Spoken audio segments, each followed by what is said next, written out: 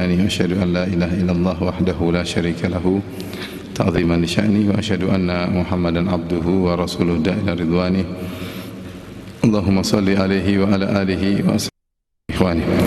Hadirin dan hadirat yang dirahmati Allah Subhanahu wa taala, pada kesempatan pagi ini kita akan bahas tentang model-model penyakit hati ya, yang hendaknya kita jauhi dan kita bersihkan hati kita dari penyakit-penyakit tersebut jika kita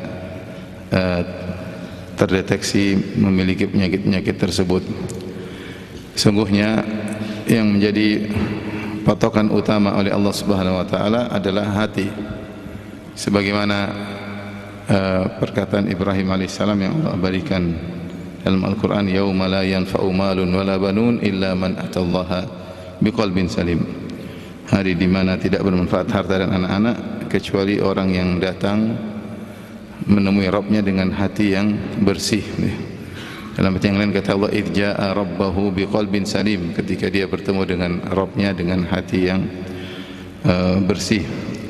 Kemudian juga Allah Subhanahu wa taala menyatakan bahwa yang menjadi patokan adalah hati dalam ayatnya, lan yanalallaha luhumuha wala dima'uha walakin yanaluhu taqwa minkum.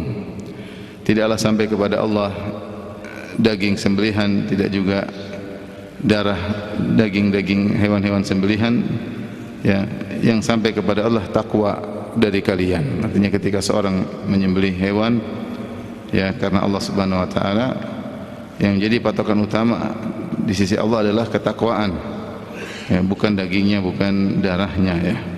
Itu perhatian yang berikut. Yang pertama adalah hati seorang ketika menyembelih hewan-hewan tersebut ya.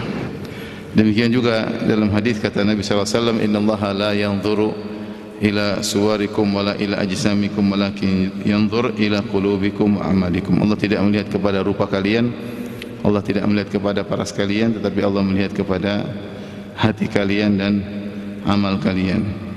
Rasulullah SAW juga pernah bersabda, inna fil jasadi mudghah idza saluhat saluhal jasadu kulluh wa idza fasadat fasadal jasadu kulluh. Sungguhnya dalam tubuh itu ada segumpal daging, jika baik baik seluruh anggota tubuh, dan jika dia buruk maka buruk pula seluruh anggota tubuh. Ketahuilah dia adalah hati. Ini semua di antara dalil-dalil yang menunjukkan bahwasanya yang menjadi perhatian utama oleh Allah Subhanahu wa taala adalah hati seseorang.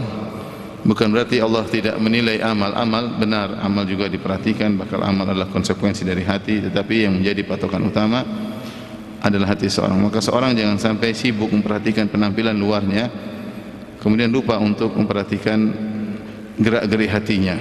Sebagaimana kita serius ketika memperhatikan penampilan fisik luar kita, casing kita perhatikan ya, maka jangan lupa bahwasanya hati ini juga memiliki banyak kondisi yang harus kita perhatikan.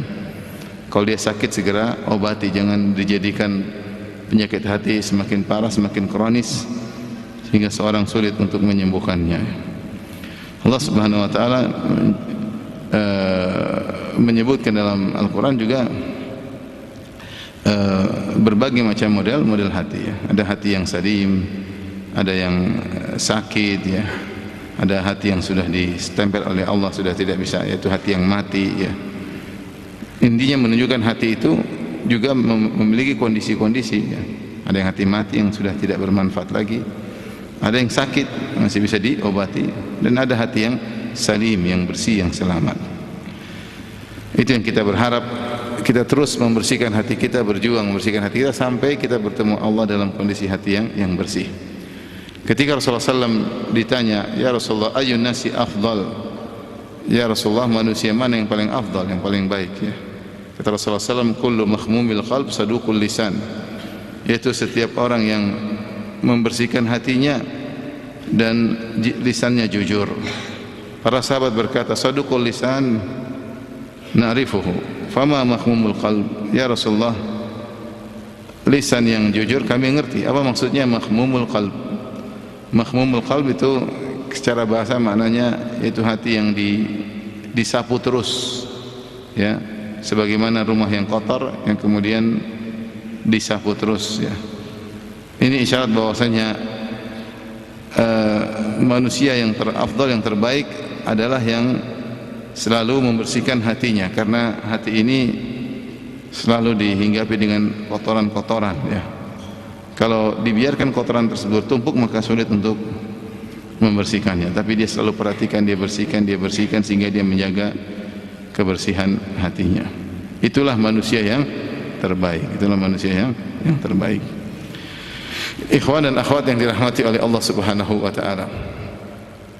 Apa saja penyakit-penyakit hati? Penyakit-penyakit hati mungkin kita bisa bagi menjadi dua. Penyakit-penyakit hati yang pertama yang merupakan kekufuran, yang kedua penyakit-penyakit hati yang tidak sampai pada kekufuran tapi dia merupakan dosa-dosa, baik dosa besar maupun dosa kecil. Penyakit hati yang merupakan kekufuran contohnya seperti nifaq, kemunafikan, itu penyakit hati. Contohnya asyak, keraguan, itu juga merupakan penyakit hati. Al-kufur juga merupakan apa? Penyakit hati.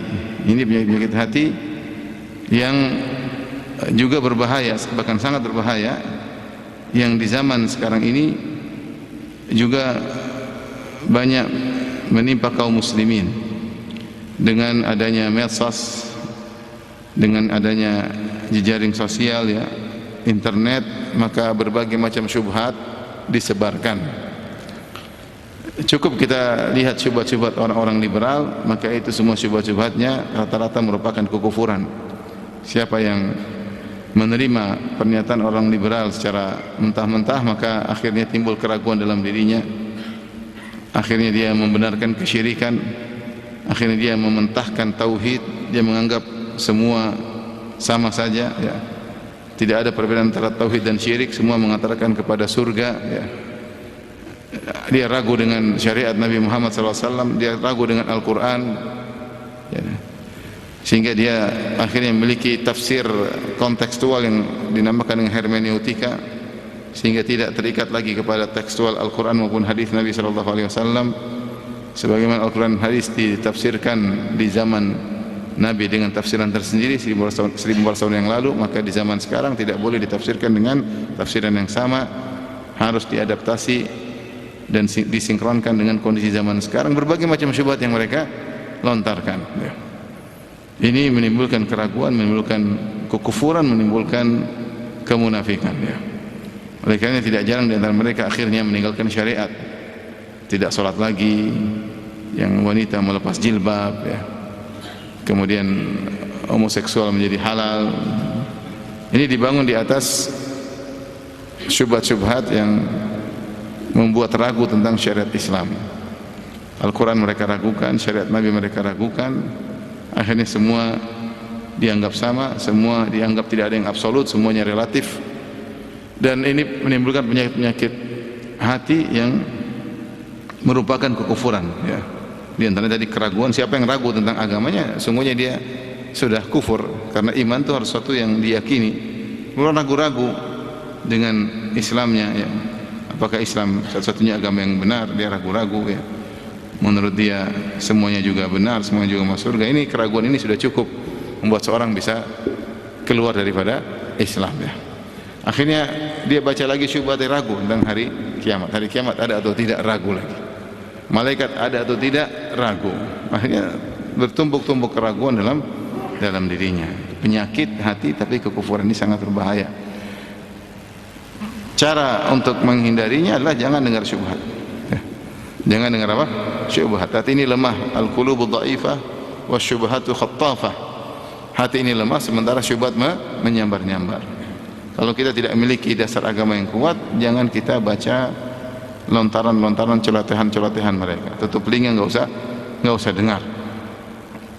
Karena mereka yang melontarkan syubhat-syubhat tersebut orang berpendidikan, bahkan doktor dalam bidang agama, bahkan profesor dalam bidang agama, tapi disesatkan oleh Allah Subhanahu wa ta'ala di atas ilmu. Wa adallahu Allahu ala ilm. Allah sesatkan di atas ilmu. Sudah punya ilmu agama tapi tersesat ya. Oleh karenanya kita yang sudah tentram dengan apa yang kita yakini, jangan coba-coba mendengar syubhat-syubhat mereka ya. Jangan coba-coba mendengar syubhat-syubhat mereka ya. Baik. Namun itu bukan bahasan kita yang utama, itu bahasannya tersendiri. Kita ingin bahas tentang penyakit-penyakit hati yang merupakan dosa-dosa yang sering menimpa kaum muslimin. Di antara penyakit-penyakit tersebut saya sebutkan terlebih dahulu, di antaranya adalah misalnya riya, ya, ingin diakui, memperlihatkan amalan supaya diakui. Yang temannya adalah sum'ah, memperdengarkan amal soleh supaya dipuji, ya. Yang kedua adalah ujub. Ujub adalah merasa bahwasanya dia berhasil karena punya andil, ya, bukan semata-mata karena Allah, tapi dia juga punya andil dalam keberhasilannya. Itu namanya ujub, nanti akan kita jelaskan. Antara penyakit hati adalah hasad. Hasad yaitu tidak senang orang lain mendapatkan kenikmatan, tidak senang orang lain mendapatkan kenikmatan. Orang dapat kenikmatan, dia jengkel, dia tidak suka. Itu namanya hasad, protes dengan pembagian Allah Subhanahu wa taala nikmat terhadap orang lain. Kemudian yang berikutnya adalah al-bukhl, pelit, ya. Pelit yaitu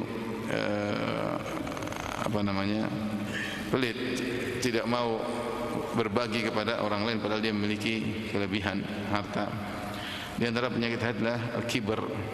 Al-kibr itu apa? Sombong, ya, merendahkan orang lain.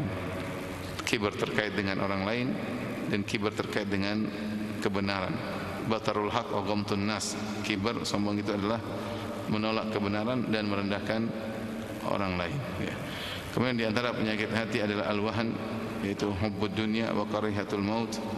Cinta kepada dunia yang berlebihan, ya, dan benci dengan kematian.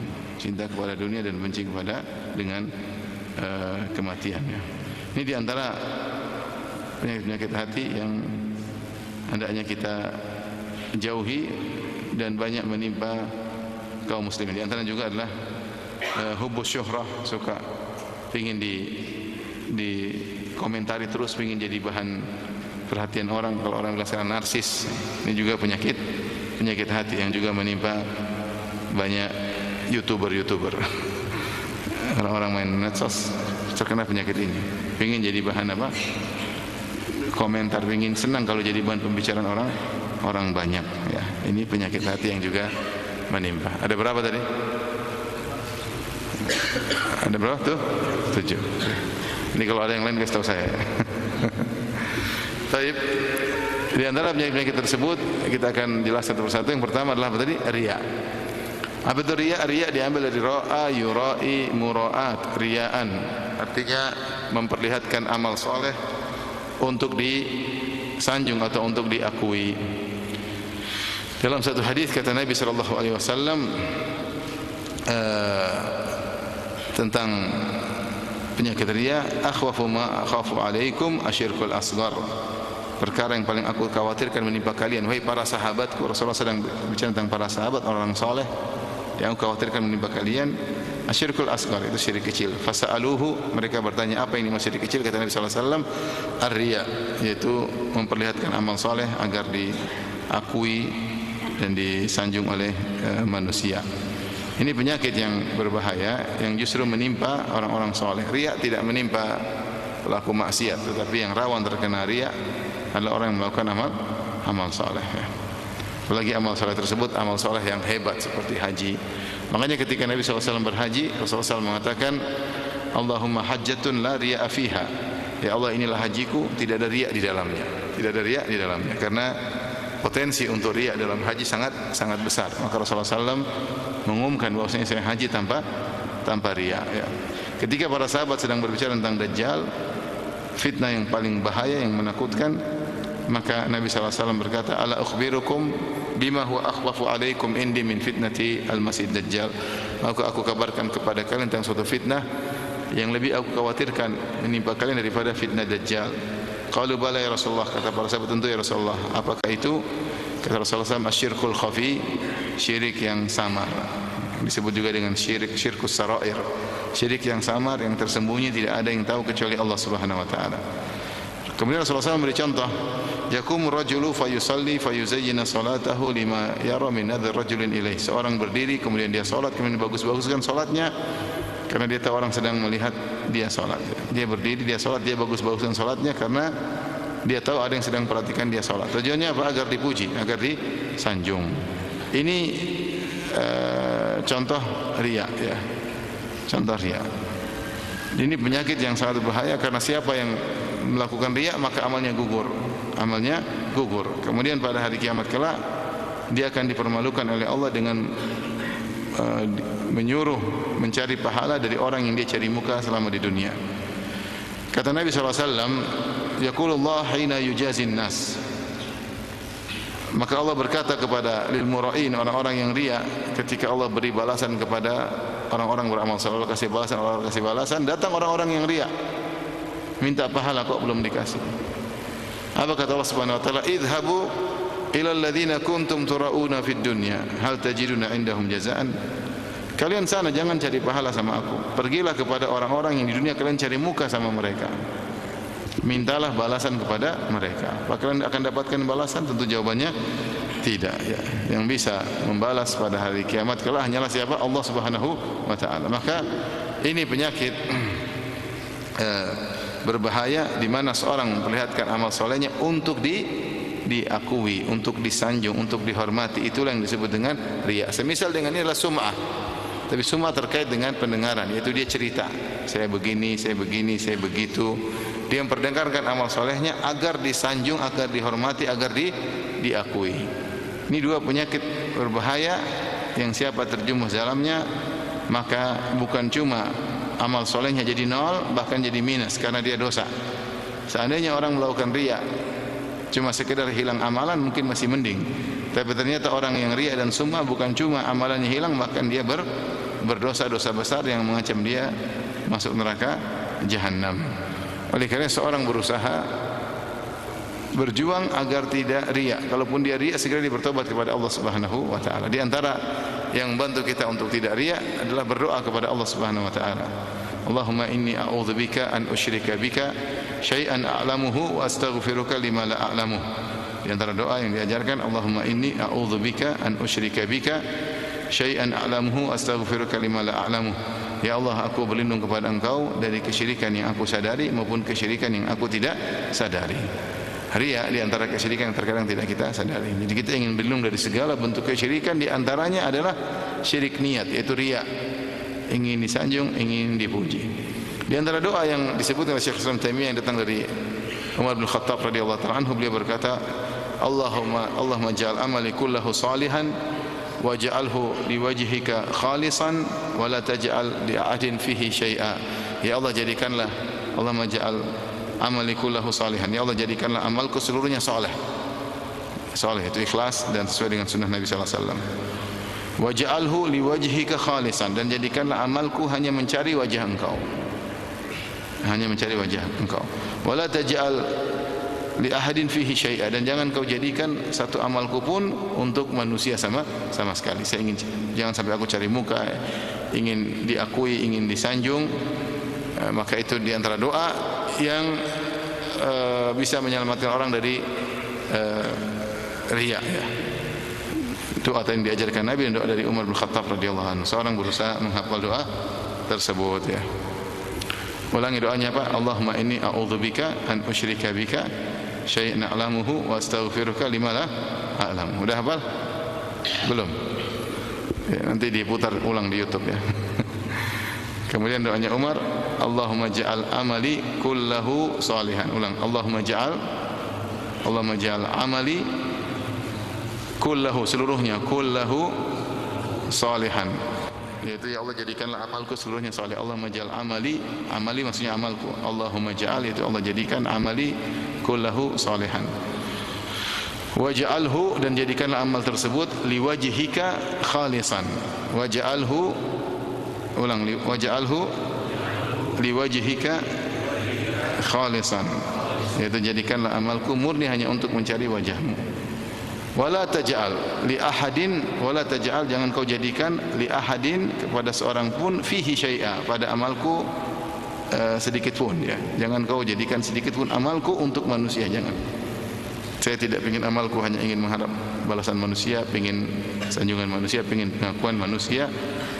Itu doa yang diucapkan Umar bin Khattab radhiyallahu anhu sebagaimana diriwayatkan dari beliau. Ini pertama, jadi banyak berdoa karena tidak ada yang bisa mengatur hati kita kecuali siapa? Allah Subhanahu wa taala. Dan berbanyak ya muqallibal qulub, tsabbit qalbi ala dini.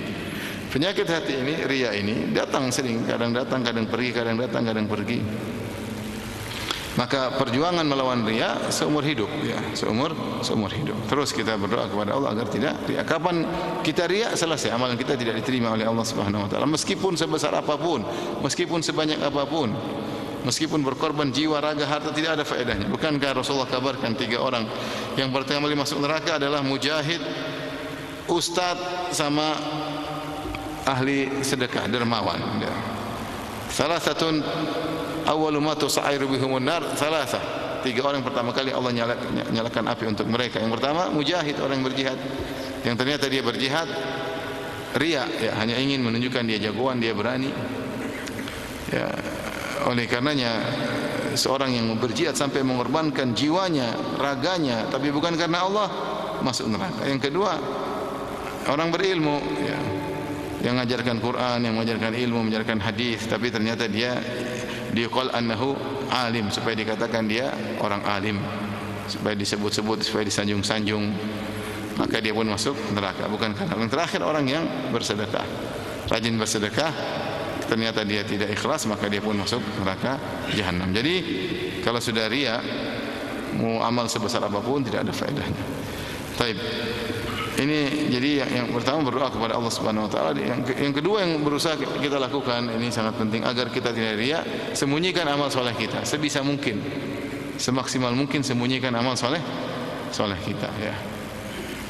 Man istata'a minkum an yakun lahu khabi'un min amalin shalih falyaf'al. Siapa di antara kalian yang mampu punya amal soleh yang tersembunyi, maka lakukanlah. Ini perlu kita latih. Kita ibadah sembunyi, salat malam sendirian, kemudian kita sedekah diam-diam, ya. Semuanya kita berusaha. Tidak semua amal soleh kemudian kita ceritakan. Jangan kita ceritakan. Sebisa mungkin kita sembunyikan, ya. Kalau perlu istri tidak tahu, lebih baik, ya. Ya, kalau istri tidak tahu lebih baik. Tapi biasanya istri tahu, ya. Uang kok kurang, Mas? Kemana uangnya? Ini terpaksa. Itu bagaimana mau tidak ketahuan ATM yang pegang istri, ya repot. Tapi maksudnya kalau bisa dia yang tahu, lakukan sebisa mungkin. Ataupun kalau kita harus kasih tahu dalam rangka untuk menolak kemudaratan, daripada disalah sangka daripada. Ya. Tapi amal soleh apapun kalau bisa kita sembunyi, kita sembunyi. Amal soleh, mau sedekah, mau berbuat baik, mau tidak usah kita ceritakan pada orang lain, ya. Terkadang seorang terpancing untuk menceritakan amal solehnya. Hati-hati. Kamu kok bisa berhasil? Oh, saya dulu begini, saya cerita semua tentang kebaikan-kebaikan. Repot. Gara-gara cuma masuk podcast doang. Cerita semua kebaikan dia, masa lalunya, perjuangannya. Ya mungkin niatnya dia untuk motivasi, tapi berat, ya. Antara motivasi dan ingin diakui. Seorang jangan spekulasi. Jangan spekulasi dalam kehidupan. Amal dia belum tuh. Amal kita sudah sedikit. Yang sedikit itu jangan dispekulasikan. Kalau bisa tidak diketahui lebih baik. Kalau ketahuan oke lah, tidak masalah. Tapi kalau bisa disembunyikan, yang kata Nabi sallallahu alaihi wasallam, "Man istata'a minkum an yakuna lahu khabirun min amal salih falyaf'al." Siapa yang terkadang mampu menyembunyikannya, maka sembunyikan. Lihatlah bagaimana Ali bin Husain bin Ali Zainal Abidin. Zainal Abidin Ali bin Husain bin Ali bin Abi Thalib radhiyallahu ta'ala anhu, yang tinggal di Madinah, kemudian dia mengayomi sekian puluh orang miskin. Setiap malam dia pikul, saking dia ingin sembunyikan amal solehnya, dia tidak nyuruh budaknya untuk mikul gandum, dia mikul sendiri. Kemudian dia bagi-bagikan ke pintu-pintu orang miskin di malam hari. Setiap pagi mereka dapati sudah ada gandum, kantung gandum di depan rumah. Setiap hari seperti itu. Sampai akhirnya dia meninggal dunia. Ketika dia meninggal dunia, ternyata pembagian gandum tidak ada lagi. Orang miskin tersebut tidak mendapati ada yang membagi gandum lagi. Ternyata ketahuan yang bagi selama ini siapa? Zainal Abidin, Ali bin Husain bin Ali bin Abi Thalib, dan terlihat pada pundaknya ada bekas-bekas hitam. Ternyata dia yang selama ini mikul apa? Sendiri. Saking dia ingin ikhlas, dia tidak suruh orang lain untuk mikul. Dia ingin mikul apa? Sendiri. Ini pernah ada, ya, di zaman para salafus saleh, orang yang seperti ini, yang amal solehnya luar biasa dan tidak ada yang mengetahui. Maka latih diri kita bahagia kalau nggak ada yang tahu. Latih diri kita. Kita menghibur diri kita, alhamdulillah ya Allah, amal ini yang tahu hanya Engkau ya Allah. Terimalah dari. Sudah. Sembunyikan. Jangan cerita-cerita. Kalau bisa sampai mati jangan cerita sama orang lain. Ya. Latih. Karena kita biasanya bahagia kalau orang lain tahu. Oh bapak yang ini, oh iya saya lah. Kamu baru tahu. Padahal saya sudah upload di medsos. Masa nggak tahu? Tapi kita latih diri bahagia. Kalau sesuatu tidak ada yang tahu, kita berusaha bahagia. Jadi kita itu masalah manage hati aja, manage hati, manajemen hati. Alhamdulillah Allah udah tahu selesai. Alhamdulillah nggak ada yang tahu. Alhamdulillah istri saya tidak tahu. Ya. Nah, alhamdulillah istri saya tidak tahu ya. Jadi berusaha untuk menyembunyikan amal soleh ya. Ini diantara hal yang bisa menghindarkan diri daripada riya, dan itu perkara yang berat. Makanya Rasulullah mengatakan yang paling aku khawatirkan menimpa para sahabat adalah riya. Yang aku lebih khawatirkan daripada dajjal adalah apa? Riya. Kalau dajjal fitnah cuma di akhir zaman. Ini itu pun orang-orang soleh insyaallah selamat. Tapi kalau riya setiap saat dan menyerang orang soleh, itu masalahnya. Kalau dajjal paling akhir, kita belum tentu ketemu dajjal. Kita belum tentu ketemu apa? Dajjal. Sampai sekarang belum muncul masalahnya. Ya, meskipun sebagian orang dituduh dajjal ya. Katanya ada yang lahir di Israel, ada bayi matanya satu di sini, katanya dajjal. Kasihan orang cacat dibilang dajjal ya. Dajjal itu matanya bukan di tengah sini. Matanya dua, cuma satunya enggak ada, satunya kurang normal. Bukan satu di tengah sini dibilang apa? Dajjal. Kalau orang sakit jangan dibilang apa? Dajjal. Ada orang senang dajjal cepat muncul. Kita kalau bisa tidak ketemu dajjal, jangan ketemu apa? Dajjal. Syubhatnya dajjal sangat kuat. Sebagian orang merasa pede ketemu dajjal malah ikut dajjal. Maka zaman sekarang aja orang bisa terbang dikit, bisa hilang sedikit, orang sudah banyak pengikutnya. Bisa bikin uang sedikit, orang sudah banyak apa? Pengikutnya. Mengaku ketemu Nabi Khidir, orang sudah banyak pengikutnya. Ini kalau dajjal muncul, orang mati dihidupkan. Bagaimana syubhatnya luar biasa. Tapi intinya masih lebih dikhawatirkan dari penyakit dajjal adalah fitnah apa? Riya. Karena dajjal cuma di akhir zaman dan orang saleh insyaallah selamat. Kalau riya setiap saat bisa menimpa, dan yang diserang orang-orang apa? Saleh, yang rajin salat, yang baca Qur'annya bagus, ya, yang ilmunya bagus, itu yang rawan-rawan terkena riya, yang sedekahnya banyak ya. Yang itu yang mudah terkena. Sekarang ini orang sedikit amal soleh upload, sedikit amal soleh apa? Publish. Berbakti sama orang tua, publish. Alhamdulillah pagi ini lagi dorong kursi roda orang tua. Ngapain ini cerita-cerita? Alhamdulillah minggu lalu nemani orang tua. Ya udah alhamdulillah, enggak usah cerita ke orang lain. Berbakti sama orang tua amal soleh atau bukan? Amal soleh, tidak perlu diceritakan. Ustaz memotivasi melulu untuk cerita semuanya. Yang tidak diceritakan mana? Semua amal soleh diceritakan. Sampai ibu-ibu kalaupun berbakti sama suami tidak usah cerita-cerita sana sini. Karena berbuat baik sama suami pahalanya besar atau tidak ibu-ibu? Ibu-ibu, bukan bapak-bapak yang jawab, saya tanya ibu-ibu. Berbuat baik sama suami pahalanya besar enggak? Ini suami mewakili apa? Ibu-ibu, besar katanya. Tapi kalau besar tidak mesti harus diceritakan. Oh, saya kemarin ini suami saya kemarin lah ini suami saya. Udah itu amal soleh, diem-diem aja, enggak usah banyak cerita ya. Sayang. Bukan berarti orang cerita berarti riya, tidak. Tapi orang yang cerita rawan riya ya. Rawan riya. Banyak sekali mau diriakan. Saya ketemu orang, assalamualaikum. Ustaz, assalamualaikum. Ya, waalaikumsalam. Istri saya 4. Saya mau bilang siapa? Saya Ustaz, maksudnya siapa yang nanya? Datang tidak ada hujan, tidak nangis, istri saya 4. Pamer dengan apa istrinya? 4. Terus masalah yang timbul ada enggak? Pasti ada lah. Dia enggak cerita punya banyak apa? Masalah. Jadi amal soleh tidak usah pamer-pamer lah. Enggak usah. Tapi ini yang pertama riya. Penyakit kedua ujub. Apa itu ujub?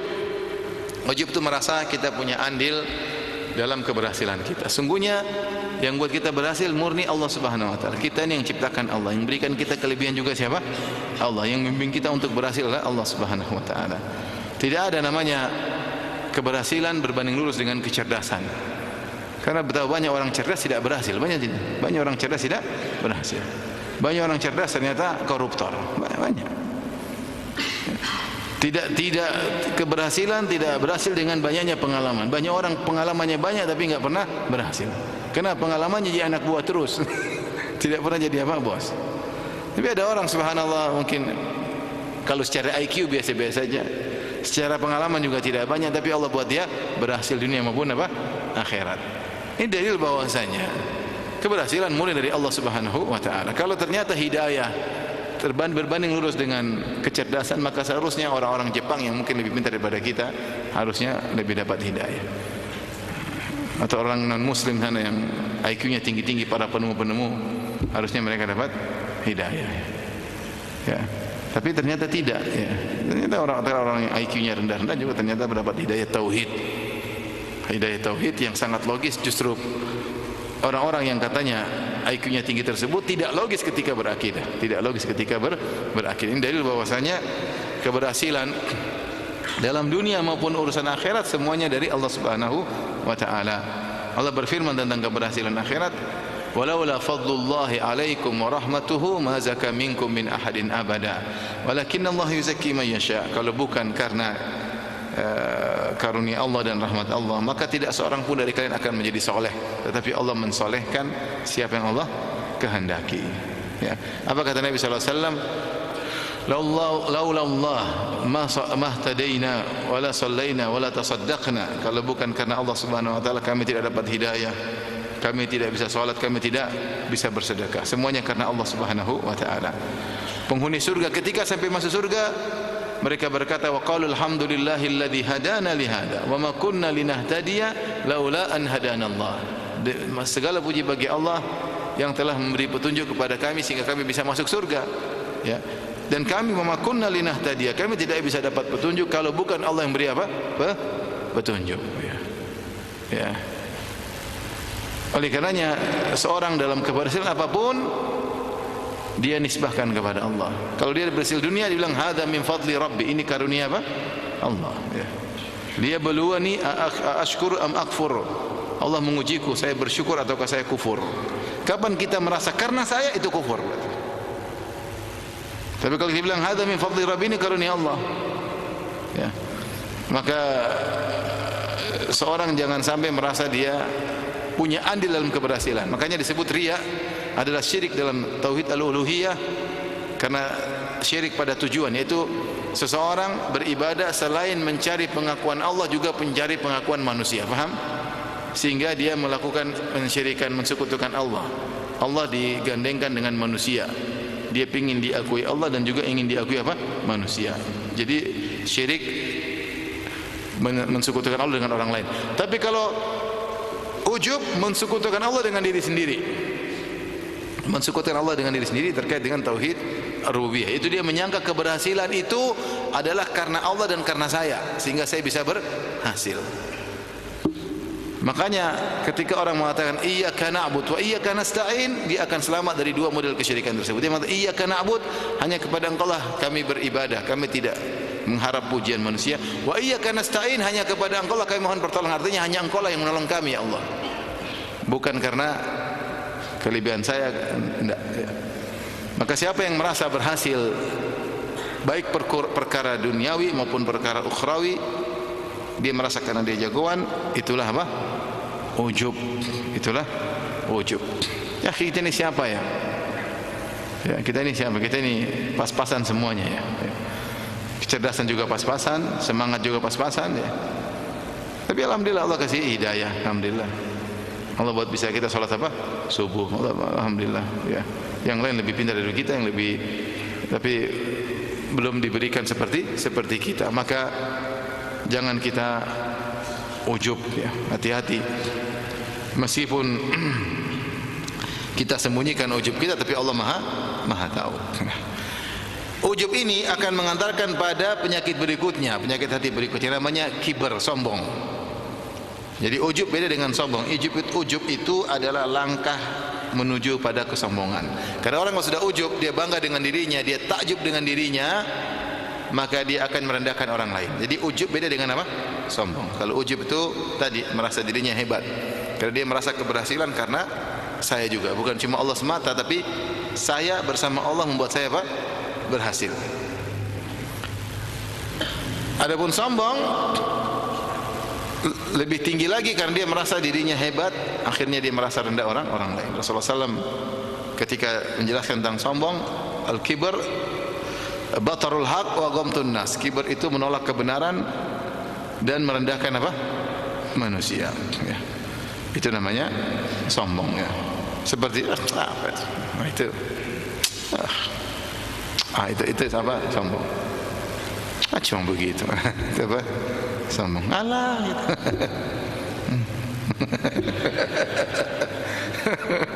Aduh, repot. Padahal itu dosa besar ya. Rasulullah SAW mengatakan la yadkhul jannata man kana fi qalbihi mithqalu dzarratin min kibr. Tidak masuk surga orang dalam hatinya ada kesombongan meskipun sekecil zarrah. Artinya sekecil sedikit pun sombong. Yang berhak sombong cuma Allah. Walahul kibriya, yang berhak sombong cuma Allah. Karena yang punya semuanya adalah Allah Subhanahu wa taala. Kita ni sombong apa? Kita dulu bukan siapa-siapa, kita dulu enggak ada. Hal ata 'alal insani hinun minad dahri lam yakun syai'an madhkura. Bukankah telah datang kepada manusia suatu zaman dia tidak disebut sama sekali. Tidak ada dan tidak disebut. Ketiadaannya sempurna. Ada sesuatu yang tidak ada tapi sudah disebut-sebut. Contohnya apa? Contohnya mobil akan datang baru inden. Perusahaan ini akan memunculkan mobil begini-begini, belum ada tapi sudah disebut-sebut. Itu masih mending. Ini sudah tidak ada, tidak disebut-sebut. Antum siapa namanya? Putra siapa? Putra Nanda. Putra Nanda. 100 tahun yang lalu enggak ada, belum ada. Sudah ada atau belum? Belum. 100 tahun lalu sudah ada. 200 tahun lalu apalagi? 200 tahun lalu saudara kita Putra Nanda tidak ada dan tidak ada yang sebut-sebut dia. Dia mungkin baru disebut-sebut ketika ayah ibunya sedang hamil. Kita namain siapa ya? Mulai disebut-sebut. Kita namain Putra Nanda aja. 200 tahun lalu enggak ada dia dan tidak ada yang sebut-sebut. Kita dulu tidak ada, ketiadaan sempurna, kemudian sekarang sudah ada, kita sombong. Ya, ente dulu tidak ada. Kita sombong. Mimma imahin khuliqa mimma indafiq. Manusia diciptakan dari air yang terpancar, air mani. Min ma'in mahin, dari air yang hina. Mau sombong, apa yang boleh sombong? Terbuat dari air mani. Ya, air mani yang orang lihat aja jijik, kadang-kadang dibersihkan dan macam-macam. Terus kita setelah ini fa idza huwa khasimun mubin, tiba-tiba dia membangkang. Oleh karenanya jangan sombong. Ada seorang bangsawan ketemu dengan seorang ulama. Dia mengatakan, "Tahukah engkau siapa saya?" Maka kata orang alim tersebut, "Saya tahu siapa engkau. Engkau adalah seorang yang apa? Dalam perutmu ada kotoran." Ya. Dalam perutmu ada kotoran. Yang kau tercipta dari air mani yang hina, kalau mati jadi bangkai, dan sekarang kau sedang bawa kotoran. Itulah hakikatmu. Yang kau tercipta dari air mani yang hina, yang keluar dari kemaluan, kemudian masuk ke dalam kemaluan dan keluar lewat kemaluan lagi. Ya enggak? Ini kita ini masuk, keluar dari kemaluan, masuk dari kemaluan laki-laki, masuk ke kemaluan wanita, keluar lagi dari kemaluan apa? Wanita. Mau sombong? Ya, keluar dari tempat sebagaimana air kencing keluar dari kemaluan. Kemudian kalau mati jadi apa? Bangkai. Kita kalau mati enggak ada yang kuburin, bau atau tidak? Bau, semua orang tidak ada yang mendekat. Dan sekarang kau sedang berjalan, dalam perutmu ada kotoran. Itulah hakikat apa? Dirimu. Terus mau sombong. Ya, kita mau sombong, kita ini cuma ukurannya 0,5 meter kali 1,5. Kita ini tingginya paling berapa ya? Paling tinggi 2 meter, paling enggak sampai juga. 1,6, 1,7, 1,5 ya. Tinggi atau pendek? Pendek dibandingkan gunung. Kita enggak ada apa-apanya ya. Pendeknya, lebar cuma ya, kalau kita dikubur ya sudah selesai. Kalau dari luar angkasa kita enggak kelihatan. Orang dari pesawat lihat kita enggak kelihatan karena saking apa? Kecilnya ya. Kalau kita badan sebesar gunung mungkin boleh sombong, mungkin. Allah mengatakan innaka lan takhriqal arda wa lan tablughal jibala tula. Kau tidak bisa menembus bumi dan kau tidak bisa tinggimu setinggi apa? Gunung. Ya. Mau apa yang kita sombongkan? Kalau kita besar sebesar gunung seperti tembok besar Cina dari angkasa luar kelihatan mungkin sombong. Kok kalau naik pesawat lihat saya kan? Nah, itu mungkin sombong. Ini kalau naik pesawat sini kita sudah enggak kelihatan. Terus jalan petantang-petenteng kayak orang kecil. Kalau kamu mati pun enggak ada masalah dunia ini, paham? Kau mati enggak ada masalah. Seperti kamu masih banyak. Yang lebih bagus dari kamu juga masih apa? Banyak. Enggak ada, mati juga enggak ada masalah. Kecuali kalau kau memang mati bahaya, itu berarti kau boleh sombong lah. Kau mati juga enggak ada masalah. Orang banyak bersyukur juga kalau kau mati. Maksud saya, apa yang mau kita sombongkan? Semua dari Allah Subhanahu wa taala. Ya. Yang kasih hidup Allah, yang kasih kita kecerdasan Allah, yang kasih kita kesehatan Allah. Maka jangan merendahkan orang. Kapan kita mulai merendahkan orang lain, kita sombong. Makanya ketika seorang ditanya apa itu tawadhu? Tawadhu itu kau keluar dari rumahmu dan tidak kau melihat orang kecuali kau merasa lebih baik daripada dirimu. Namanya tawadhu. Mungkin secara zahir kita lebih banyak salat daripada dia, mungkin. Itu kan zahirnya kalau di masjid, kita enggak tahu kalau dia lagi di rumah seperti apa. Mungkin secara zahir kita lebih pakaiannya lebih islami, kita enggak tahu di rumah mungkin lebih berbakti, dia lebih berbakti sama orang tuanya. Kita enggak tahu. Dia kerja susah kalau berbakti sama orang tuanya, kita masih pelit sama orang tua. Mungkin secara zahir kita lebih hebat, tapi ternyata kita hasad sama orang sementara dia tidak pernah hasad sama orang lain. Nah, kita hanya bisa nilai zahir, batin tidak ada yang tahu. Tidak ada indikator yang menunjukkan batin kita lebih baik daripada batin dia. Maka seorang tidak perlu apa? Sombong. Mungkin amal kita lebih banyak. Ini orang cuma bisa ngajar TPA, kita mungkin ngajar ilmu besar. Loh, kita belum tentu ikhlas. Mungkin dia amal diterima, kita enggak diterima. Oh, kita enggak tahu. Kita yang sombong, mungkin dia cuma bangun mushola kecil, kita bangun masjid besar. Dia bangun mushola kecil, tapi mungkin dia apa? Ikhlas. Dia bangun masjid besar tapi ente pamer-pamer. Masjidnya ente kasih nama ente lagi.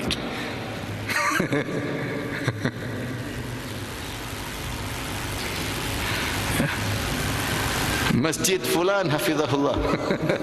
Masjid milik Allah, bukan milik ente. Kalau dia punya masjid milik Allah. Nama itu sekedar untuk pembedaan, bukan kepemilikan, ya. Jangan bangun masjid merasa itu masjid milik ente. Intinya sombong ini sangat berbahaya. Siapa yang sombong maka masuk neraka, ya. Hati-hati. Kapan kita merasa dalam hati kita bisa deteksi sendiri, mulai merendahkan orang, segera kita tepis, ya. Belum tentu saya lebih baik daripada dia. Belum tentu hati saya lebih baik daripada hati dia. Enggak ada yang tahu. Enggak ada yang tahu. Kita terkadang enggak usah. Terkadang kita bicara pembantu kita.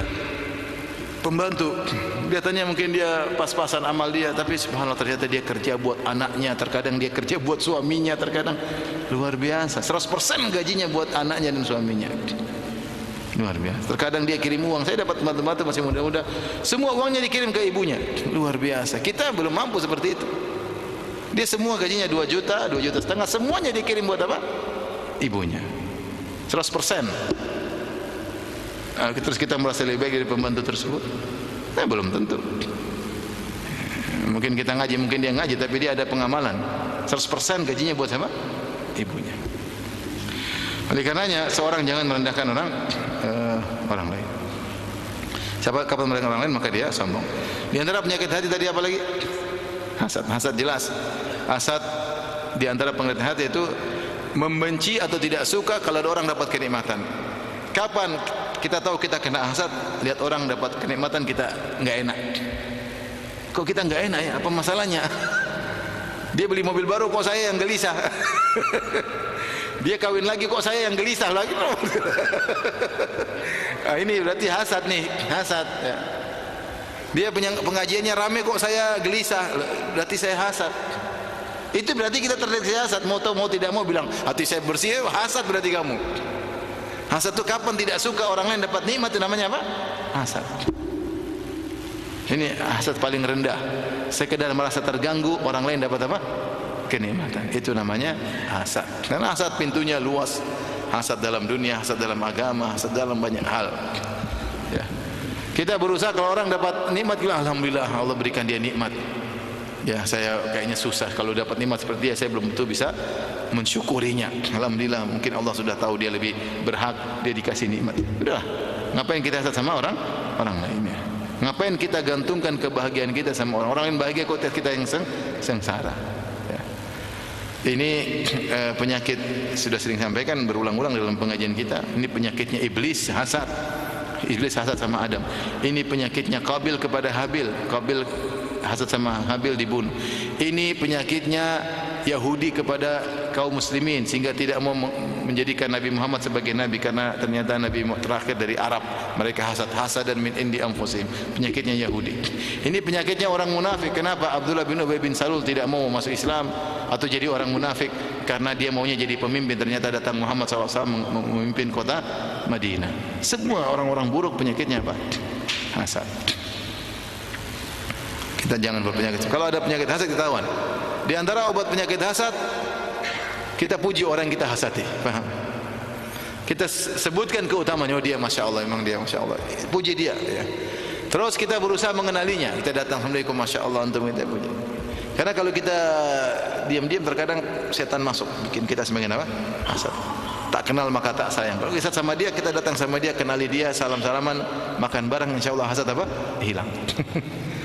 Tapi kalau kita nggak pernah makan bareng sama dia, ini hasad kadang-kadang. Hasad.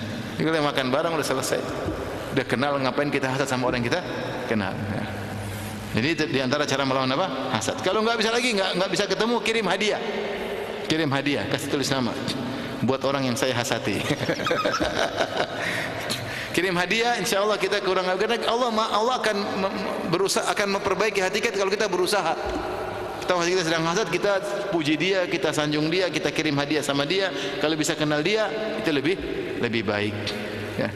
Sehingga hilang penyakit hasad tersebut. Dan sebagaimana saya telah jelaskan kemarin pagi tentang firman Allah, nahnu qasamna bainahum ma'isyatan fil hayatid dunya. Bisa didengar kembali. Maksudnya yang bagi ini semua Allah lebih tahu mana yang pantas buat dia dan mana yang pantas buat saya. Kalau kita diberikan kenikmatan seperti dia, belum tentu kita bisa bersyukur.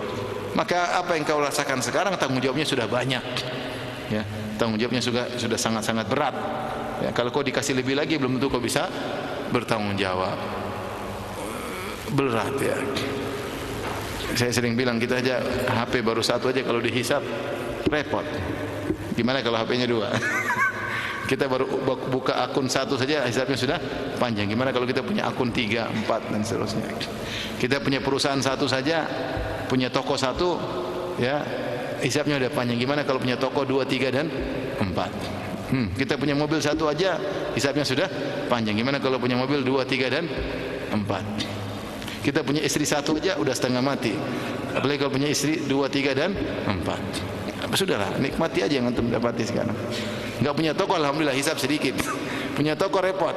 Ini barangnya dari mana, proses penjualannya bagaimana, repot. Ya. Oleh karena kalau antum diberi syukuri, kalau antum enggak diberi jangan hasad sama orang lain. Kita followernya sekian, hasadnya apa? Hisapnya sedikit. Apalagi kalau followernya banyak, hisapnya juga lebih repot. Ya, semuanya setiap kenikmatan ada hisapnya. Bertambah kenikmatan semakin panjang apa? Hisapnya. Maka seorang tidak perlu hasad sama orang lain, ridha dengan pemberian Allah, yakinlah apa yang Allah berikan terbaik buat kita. Terus penyakit hati apa lagi? Bukhal, pelit. Kata Nabi SAW, wala yajtami' syuh wal iman fi qalbi 'abdin abada.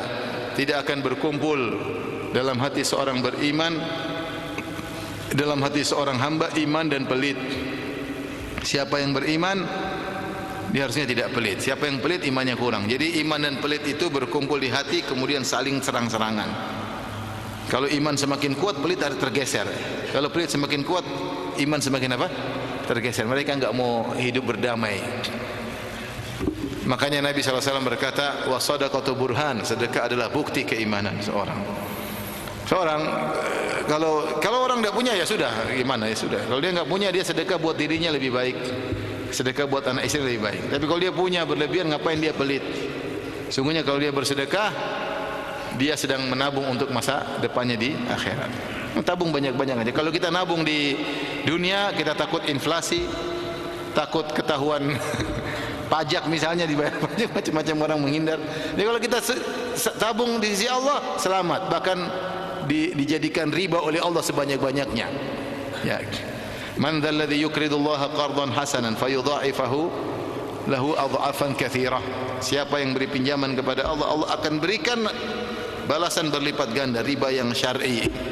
Di akhirat ribanya. Di dunia terkadang Allah juga kasih. Tapi kalau kita taruh sama orang, kita repot. Taruh disimpan di dunia, bisa jadi hilang, bisa jadi kena inflasi, bisa jadi macam-macam dan hisabnya panjang. Tapi kalau kita simpan di sisi Allah dengan sedekah, Allah akan balas dengan ganjaran yang sangat banyak. Maka latih diri untuk bersedekah. Sedekah itu masalah kebiasaan aja. Kalau kita biasa, insya Allah mulai dari yang kecil-kecil, 5.000, 10.000, 5.000, 10.000. Nanti kalau berani lagi 100.000 ya. Kalau berani lagi lebih lagi dan seterusnya. Maka saya renungkan bagaimana Abu Bakar As-Siddiq radhiyallahu anhu menakjubkan ya. Dia bisa membimbing anak istrinya yang mendukung dia dalam bersedekah. Abu Bakar As-Siddiq bersedekah dengan seluruh hartanya 2 kali dalam sejarah tercatat. Yang pertama ketika berhijrah, yang kedua ketika perang Tabuk. Ketika dia berhijrah, dia menyumbangkan seluruh hartanya, istrinya dukung, anak-anaknya juga apa? Dukung. Ketika dia bersedekah di tatkala perang Tabuk dengan seluruh hartanya, tidak ada masalah bagi anak istrinya. Artinya bukan cuma dia yang berhasil, tapi dia juga berhasil mendidik anak istrinya. Mungkin kita ingin bersedekah seluruh harta kita, tapi anak istri kita tidak mau. Apalagi kalau kita memang tidak mau bersedekah. Oleh karenanya seorang yang beriman harusnya tidak pelit. Ketika dia merasa dalam dirinya pelit, berarti ada penyakit hati. Imannya berarti bermasalah, maka segera dia perbaiki imannya dengan baik. Yang berikutnya penyakit apa? Al-wahan. Al-wahan yaitu cinta dunia wa karihatul maut. Rasulullah SAW dalam satu hadis, tatada'a alaikumul umamu kama tatada'a al-akalatu ila qas'atiha. Sungguhnya umat-umat akan saling menyeru untuk menghabisi kalian, menyantap kalian sebagaimana para orang-orang yang kelaparan diundang untuk datang ke piring hidangan. Akan ada kondisi seperti itu. Maka sahabat bertanya, amin kilati nahnu yauma idzin ya Rasulullah, apa kami akan merasakan hal tersebut karena kami sedikit? Kata Nabi, tidak. Kalian banyak.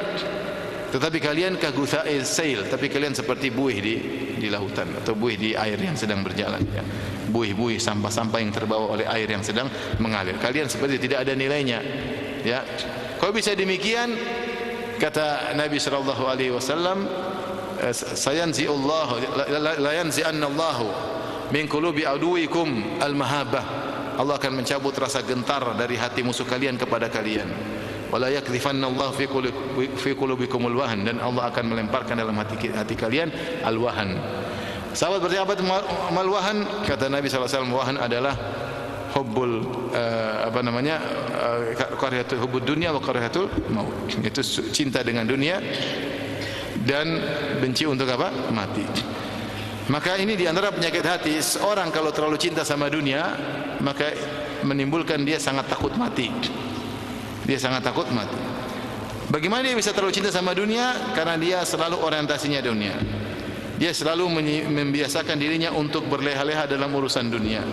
Sehingga ketika dia terlalu nyaman, dia sulit untuk meninggalkan kenyamanan tersebut. Maka saya ingatkan diri saya pribadi, kita suka dengan keindahan. Meskipun uang kita banyak, kalau bikin rumah jangan terlalu bagus. Nanti kalau terlalu bagus kita mau mati susah. Kalau bikin kebutuhan, bikin kolam renang jangan terlalu bagus, semuanya dihias, nanti kita mau mati susah. Meskipun kita punya uang, jangan terlalu bagus, biasa saja. Jangan terlalu bagus ya. Kita beli mobil jangan terlalu bagus. Terlalu nyaman nanti susah kita mau mati. Terlalu nyaman mobil tersebut. Dan yang lainnya ya. Paham? Apalagi kalau enggak punya uang jangan sok kaya. Kalau beli jam jangan terlalu bagus, yang biasa-biasa aja. Kalau dia punya jam terlalu bagus susah. Tiap hari dilihat, dipandang ini dia, digoyang-goyang. Susah. Ini cinta dunia masuk dalam diri kita. Pikiran kita dunia melulu. Takut mati akhirnya. Takut mati. Dahulu para sahabat mereka berhasil. Kenapa?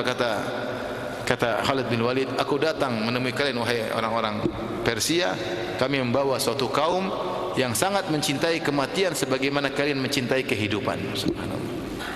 Itu kata Khalid bin Walid. Ya. Kami datang membawa kaum yang mencintai kematian sebagaimana kalian mencintai apa? kehidupan. Itu memang mereka berjuang untuk mencari mati. Maksud saya, ini penyakit. Kalau kita tidak waspada, orientasi kita dunia, akhirnya kita seperti itu. Pembicaraan kita dunia. Kita boleh cari dunia, tapi orientasinya akhirat. Contoh, saya kerja, tapi saya niatkan. Saya punya perusahaan misalnya, saya niatkan. Ini kalau hasilnya saya ingin untuk ini. Apa? Orientasi kita apa? Akhirat.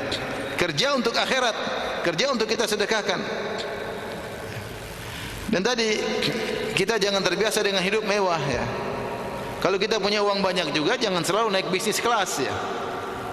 Sekali-sekali duduk di belakang. Toh kalau kita naik pesawat di belakang sampai di luar daripada di depan ya kan. Di belakang kalau pesawat kan sampai di luar di belakang kan, baru depan ya. Ekonomi sampai di luar baru apa? Bisnis kelas. Meskipun yang keluar bisnis kelas, tapi yang sampai di luar yang jadi ya enggak sekali-sekali hidup susah, sekali-sekali ya, tidak selalu harus keren, mewah, enggak. Nanti kita lupa karena hati ini tidak bisa kita kontrol. Hati ini tidak bisa kita kontrol. Masuk cinta sama dia pelan-pelan. Akhirnya lihat orang terjebak dengan pola hidup tertentu. Dia sudah mulai senang main sesuatu, akhirnya itu aja digeluti, senang ini. Kita yang lihat dia aneh, ini orang kok kalau bicara jam aneh sekali. Tapi sesungguhnya untuk mencapai keanehan tersebut melalui proses. Sampai akhirnya dia tenggelam dalam dunia jam yang mewah.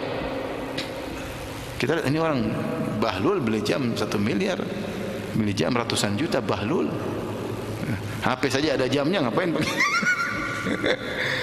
Tapi begitulah, sedikit demi sedikit cinta sama dunia masuk, akhirnya sudah terkena penyakit hati. Kemana-mana dunia, bangga-bangga dengan dunia. Pembicaraannya bangga kalau sudah ke Eropa, bangga kalau sudah beli tas ini, bangga kalau sudah makan di sana, bangga. Itulah omongan, berarti sudah cinta apa?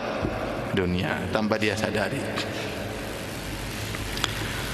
Hati-hati, ini penyakit hati. Yang terakhir tadi, narsis, ingin dikomentari. Rasulullah SAW tidak suka dengan syuhrah. Kata Rasulullah SAW, man labisa libasa syuhrah albasahullahu di dunia, albasahullahu libasal madallah yaumal qiyamah. Siapa yang di dunia pakai pakaian syuhrah, pakaian yang tampil beda, maka Allah akan membuat dia pakai pakaian kehinaan pada hari kiamat kelak. Ketika Rasulullah SAW melarang seorang berjalan dengan pakai satu sendal saja, satunya tidak, maka ada beberapa penjelasan ulama, ada yang mengatakan karena begini. Di antaranya ada yang mengatakan itu penampilan syuhrah, akan menjadi pusat perhatian. Ada orang jalan pakai sendal satu, kaki satunya tidak pakai sendal, orang akan jadi apa? Perhatian. Jadi syuhrah itu tidak disukai. Makanya Nabi SAW kalau pakai baju seperti yang lainnya. Rasulullah SAW saking tidak ada yang bisa tahu mana Nabi mana yang lainnya, sampai kalau ada orang datang dari jauh, Muhammad yang mana? Mereka bingung, dia bingung. Sampai akhirnya dibuatlah tempat duduknya agak tinggi. Kalau Nabi lagi ceramah, para sahabat biar tahu yang duduk di tengah itu siapa? Rasulullah. Kalau enggak ada yang tahu Nabi mana, yang lain mana. Kenapa? Karena tidak ada bedanya. Bahkan ketika Nabi SAW berhijrah dari Mekah menuju Madinah, Nabi berhijrah dengan Abu Bakar. Dan kaum Ansor tidak pernah melihat Nabi SAW. Ketika sampai di Madinah, orang-orang semua selamat datang, tapi muka mereka ke Abu Bakar. Selamat datang, selamat datang. Mereka mempersilakan Abu Bakar, bukan Nabi, karena mereka menyangka Nabi adalah, Abu Bakar adalah siapa? Nabi. Karena tidak ada bedanya. Ketika sampai duduk, ada cahaya terik matahari mengenai Nabi, Abu Bakar kemudian menaungi Nabi, baru mereka tahu, oh Nabi yang itu ternyata, bukan yang tadi.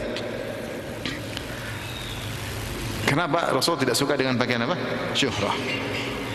Dan seorang berusaha untuk alaikum bi khassati amrik wa da'anka amrul awam. Kata Nabi, sibuklah dengan urusan privasimu, tinggalkan urusan orang. Ini bukan ninggalin urusan orang, pingin dia jadi bahan komentar, bikin kegiatan yang selalu pingin, kalau tidak dikomentari orang setiap hari dia pusing, gelisah. Bikin konten yang aneh-aneh, jadi pusat perhatian. Penyakit. Pingin suka kalau jadi buah bibir. Antum jangan begitu ya. Antum kalau itu hidupnya susah. Pingin dikomentari orang, senang dikomentari orang. Akhirnya waktu buat keluarga kurang. Itu menyiksa diri ente. Dapat kenikmatan yang semu, kenikmatan disanjung orang, kenikmatan diomongin orang, kenikmatan dipuja-puja orang, tapi antum sendiri sengsara. Sama anak, sama istri tidak ada waktu, sibuk bikin konten melulu. Ini kurang bagus. Pusing mikirin apa? Supaya dikomentari manusia. Orang banyak sudah bikin konten macam-macam supaya jadi pusat perhatian, bikin viral, ya. Kalau bikin viral harus cari perhatian enggak? Cari perhatian, bikin yang aneh-aneh supaya apa? Viral. Penyakit bukan? Penyakit, hobi viral. Janganlah kita ini hidup viral itu semakin repot. Mending enggak usah viral, kita bisa konsen untuk ibadah, bisa konsen untuk. Tapi ini saja ikhwan dan akhwat yang rahmatillah subhanahu wa ta'ala. Semoga Allah membersihkan hati-hati kita ya. Kalau kita ada penyakit segera kita deteksi dan kita perbaiki. Jangan kita biarkan hati kita semakin kronis. Udah kronis susah. Diomongin, dikasih tahu enggak mau dengar. Kenapa? Dia sudah merasakan terjebak dengan penyakit tersebut, mau diapain lagi ya, sudah kecanduan mau dinasihati sampai capek pun tidak akan didengar. Wallahu ta'ala bishawab. Demikian saja, kalau ada yang bertanya saya persilahkan.